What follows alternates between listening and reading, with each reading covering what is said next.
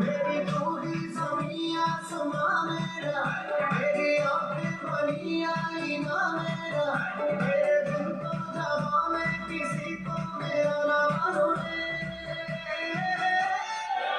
मैं तो रंग पे रंग तेरे बावरे जाऊँ सदके तुम्हारे मेरे सावरे हो मैं तो झूम झूम के गाऊँ रे मैं तो झूम झूम के गाऊँ रे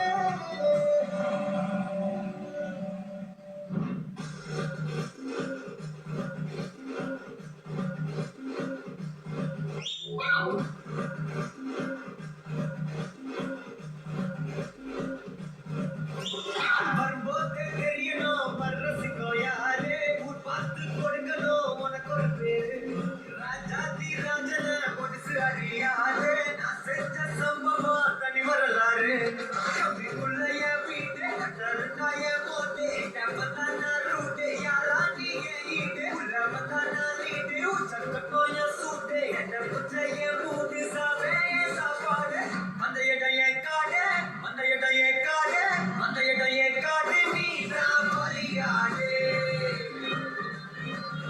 Ave bayamilla kannode vatini velayade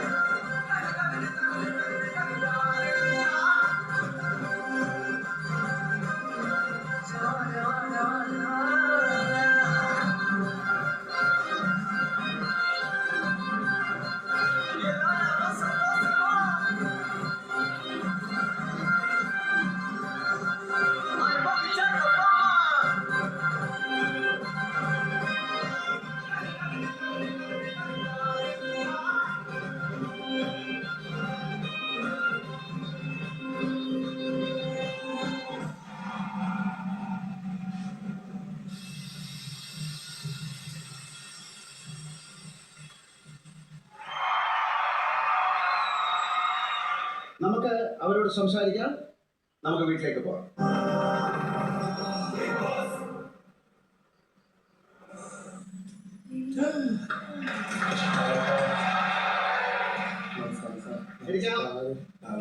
big boss Malayalam season 7 അവസാനത്തെ 5 ആൾക്കാരാണ് നിങ്ങളുടെ കൂട്ടുകാർക്ക് ഇവിടെ ഉണ്ട് കണ്ടോ അനീഷ് ആദ്യം വീട്ടിലേക്ക് വന്ന ആളാണ് അനീഷാണ് ആദ്യം എനിക്ക് ഷെയ്ക്ക് ഹാൻഡ് ചെയ്ത് ഞാൻ 100 ദിവസം ഇവിടെ നിൽക്കും ആ ഒരു കോൺഫിഡൻസ് ആ ഒരു ധൈര്യം ആ ഒരു വിശ്വാസം അത് നിങ്ങൾ കാത്തു സൂക്ഷിച്ചു കൺഗ്രാറ്റുലേഷൻസ് എന്ത് തോന്നിപ്പോ ഒരുപാട് സന്തോഷമുണ്ട് ഇങ്ങനെയൊരു പ്ലാറ്റ്ഫോമിൽ എനിക്ക് കിട്ടാവുന്നതിൽ വെച്ച് ഏറ്റവും വലിയൊരു പ്ലാറ്റ്ഫോമാണ് ബിഗ് ബോസിൻ്റെത്.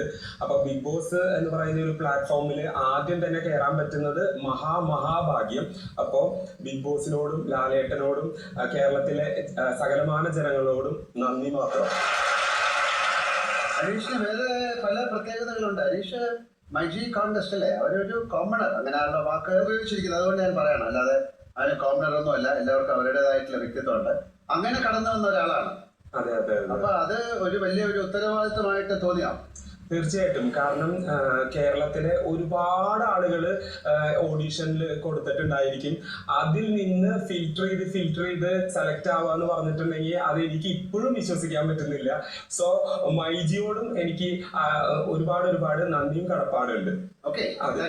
താങ്ക് യു ലാലേട്ടാ. യെസ് ലാലേട്ടാ, ലാലേട്ടൻ ഭയങ്കര സുന്ദരൻ.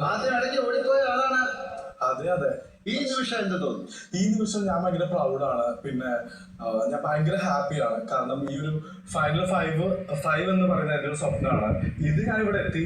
I am very proud. പ്രേക്ഷകരോട് അല്ലെങ്കിൽ ഈ പ്ലാറ്റ്ഫോമിനോട് എന്താ പറയാനുള്ളത്? എന്ത് തോന്നുന്നു ഇപ്പൊ പറയാൻ? ആദ്യം തന്നെ ബിഗ് ബോസിനോട്, ഈ ഏഷ്യാനെറ്റിനോട്, ഈ ജിയോ ഹോട്ട്സ്റ്റാർ, എൻ്റെ മോശം എല്ലാവരോടും ഞാൻ നന്ദി പറയണം. ഇത് ലാലേട്ടൻ്റെ അടുത്ത് നമ്മൾ നന്ദിയുടെ ആവശ്യമുണ്ടോ? ലാലേട്ട നന്ദിയുണ്ട്, ഒരുപാട് നന്ദിയുണ്ട് എനിക്ക്. ഷാനവാസ്, ഷാനവാസ് വിചാരിച്ചിരുന്നോ ഇത്രയും ദിവസം നിൽക്കുമെന്ന്? എനിക്കാണെങ്കിൽ ആദ്യം തന്നെ പുകഞ്ഞ പള്ളി പുറത്ത് എന്ന് പറഞ്ഞ വലിയൊരു ടാസ്ക് എനിക്ക് കിട്ടി. ആ ഒരു ടാസ്ക് കിട്ടിയതോടുകൂടി കുറെയൊക്കെ എന്റെ കൈവിട്ട് പോയി. പിന്നെ അത് മറികടന്നപ്പോഴാണ് കുറച്ചുകൂടി ഒരു 1 വീക്കൊക്കെ കഴിഞ്ഞപ്പോഴേക്ക് എനിക്കൊരു വിശ്വാസം വന്നു. എനിക്കിവിടെ അതിജീവിക്കാൻ പറ്റുമെന്ന് തോന്നി. ഈ നിമിഷം ഇവിടെ വന്ന് നിൽക്കുമ്പോൾ വലിയൊരു അഭിമാനം തോന്നുന്നില്ല ലേട്ടാ. Thank you. അക്ബർ, എന്താണ് അക്ബർ, വളരെ 100 ദിവസം നിൽക്കുമെന്ന് വിചാരിച്ചിരുന്നോ? 100 ദിവസം നിൽക്കാൻ പറ്റും എന്നുള്ള ഒരു വിശ്വാസം ഉണ്ടായിരുന്നു. എന്നാൽ അറ്റ് ദ സെയിം ടൈം ഒരു പേടി ഉണ്ടായിരുന്നു. നിൽക്കാൻ പറ്റുമോ, പ്രേക്ഷകർ സപ്പോർട്ട് ചെയ്യോ, പ്രേക്ഷകർ വോട്ട് ചെയ്യില്ലേ, അങ്ങനെയൊക്കെ ഒരു ഒരു ഒരു പേടിയും ആശങ്കയൊക്കെ ഉണ്ടായിരുന്നു. പക്ഷെ നമ്മുടെ സ്വഭാവത്തിൽ എന്തെങ്കിലും മാറ്റം വന്നായിട്ട് തോന്നുന്നു? സ്വഭാവത്തിൽ കാലഘട്ട ഞാൻ വന്ന വഴിക്കെന്ന് പറഞ്ഞു കഴിഞ്ഞാൽ നമ്മുടെ മുമ്പിൽ ഏത് പ്രശ്നം ഉണ്ടായാലും അതിനകത്ത് ഇടപെടുന്ന ഒരു അവസ്ഥ ഉണ്ടായിരുന്നു. പക്ഷെ അതൊക്കെ പയ്യെ മാറ്റി. പിന്നെ കുറെ മാറ്റങ്ങൾ എന്നിൽ വന്നു. ഒരുപാട് ക്ഷമിക്കാനും അതല്ലെങ്കിൽ ക്ഷമ ചോദിക്കാനും ഒക്കെ പറ്റി. അതായത് ഈ വീട്ടിലെ ഒരേ ഒരു പെൺ തരി, എന്ത് തോന്നുന്നു ഇപ്പോ? പ്രൗഡ് തോന്നുന്നു. പിന്നെ ഭയങ്കര സന്തോഷം തോന്നുന്നു 5 പേരിൽ ഒരാളാവാൻ കഴിഞ്ഞത്. എന്താണ് പ്രേക്ഷകരോട് പറയാൻ തോന്നുന്നത്? ഒരുപാട് സ്നേഹവും നന്ദിയാണ് ഇവിടം വരെ എത്തിച്ചതിൽ. ഒരുപാട് സ്നേഹവും നന്ദിയാണ് ഞാൻ അറിയിക്കുന്നത്. ഒരുപാട് സന്തോഷം. ഇരിക്കാം.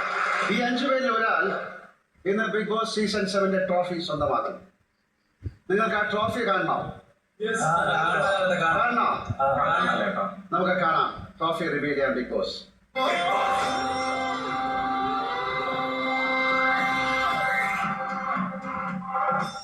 ലോകത്തിൻ കഥയറിയാതെ നേരത്തിൻ കഥയറിയാതെ ഒന്നിച്ചൊരു 100 ദിനങ്ങൾ വാഴുമ്പോൾ മാറുന്നവരാരോ വീഴുന്നവരാരോ ഏകാന്തത തോന്നിയിരിക്കാനാരോ.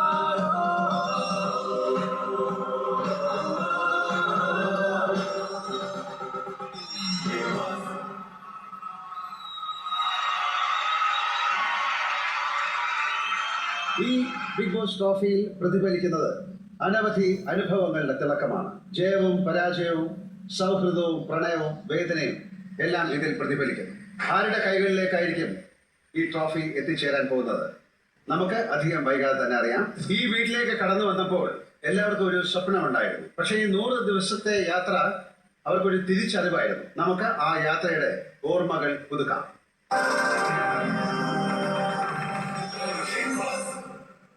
മനോഹരമായ ഒരു വീട്, നമ്മുടെ മലയാളത്തിന്റെ സ്വന്തം വീട്.